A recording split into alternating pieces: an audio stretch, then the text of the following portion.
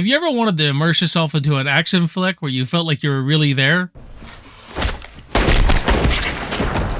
Then you gotta watch One Shot. Stick around as I review One Shot for you.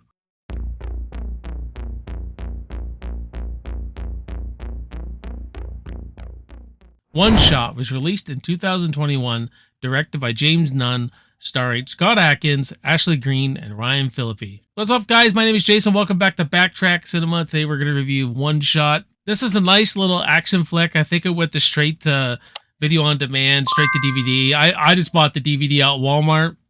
I'm a huge Scott Adkins fan. Love the guy, love his action, love his persona, his martial arts style, and his films and everything. Popular for playing Boyka. But this movie has kind of like two meanings to it when we call One Shot. There's the main mission that this group of Navy SEALs go on to, done in one continuous shot. And let me tell you, I love shit like this. This movie did such a good job with its cinematography. And for an action movie, you do get some plot development, you get good acting, you get a nice consistent tone. More like an action thriller. That's fantastic. When an elite squad of Navy SEALs on a covert mission to transport a prisoner off a CIA Black Site Island prison are trapped when insurgents attack while trying to rescue the same prisoner. We start off this movie with a Navy SEAL, Jake Harris, played by Scott Adkins, and a CIA operative, played by Ashley Greene. And they got to get a prisoner because there's going to be a terrorist attack in Washington. So they want to prevent all that. So with Jake Harris, he's just about the mission. His orders are just to get this dude out, acquire this prisoner, and take him back to Washington. Then an army truck arrives with the bad guys to acquire the same prisoner. They don't spend too much time getting to the action, and the action is great. You're really pulled in and you're immersed into the action because of the one continuous shot. You're really with the characters. Like when they're going around a corner, you don't know what's coming. So a bullet gets shot, you're like that, right? It really puts you in the view of the characters and pulls you into everything. You're very disorientated a lot, but it's really, really well done. And I couldn't tell where they cut and where they didn't. A couple of times I think I saw some dissolves here and there, but they masked it so well. Absolutely terrific job with this cinematography, and the action is high octane.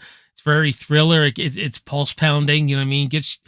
Puts the blood pressure up. There were times I really was on the edge of my seat. There was one great moment when this bomb goes off, but the explosion didn't look that big. Yet everyone's lying all over the place. Most of them look dead. And I was like, well, that didn't seem that big, that bomb. It's because it's so claustrophobic, and the way they shoot it, it didn't seem that until it opens up. You know what I mean?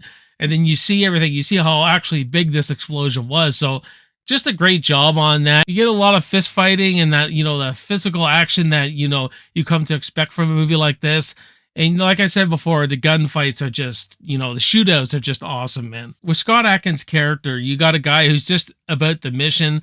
He doesn't care what else, but he's also been left in the dark because you don't know much about this prisoner. You know just as much as the Navy SEAL of Jake Harris does by his superiors. He doesn't know why and such until the plot does unfold a bit and you start learning more. And Ryan Phillipe is in charge of this CIA Black Site. So, and judging by this girl has secret information on this prisoner, and that's why she's taking him, and he's not buying it. He's like, he's not gonna release this dude. And when the villains show up, they're relentless. I mean, I think the main villain here is an ex-UFC fighter, so you're gonna get some badass action.